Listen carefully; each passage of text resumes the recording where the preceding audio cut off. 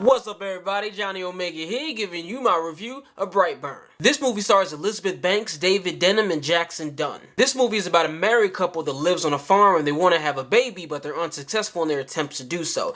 Then all of a sudden one day, a spaceship comes, lands in the backyard with a baby in it, and they raise it as their own. Eventually that kid starts to display superpowers, but instead of using those powers for truth, justice, and the American way, he uses those powers for evil. Now this movie is clearly marketed to put the thought in your head of what an evil Superman would be like, but it's classified as a superhero horror movie. But once this kid's powers start to develop, it doesn't take long for the horror element to kick in. Now outside of the idea of an evil Superman, what I like most about this movie I didn't really expect to like as much, and that's the performance of everybody. Jackson Dunn does a great job playing this kid. He plays a typical kid that gets bullied in school, but once he realizes he has superpowers, he starts to use those powers to extract revenge. But the standouts for me, and what I think is the glue that actually holds this movie together, are the performances of David Denham and Elizabeth Banks. You totally buy into them as a married couple, and it seems very realistic how they actually come to terms with what's going on with their son. The way Elizabeth Banks plays a mother's love in this movie could have very easily come across as cheesy and stupid, but I don't think it did. For me, it seems like someone who was so desperate to have a child that when they finally do get that child, it's just hard for them to come to terms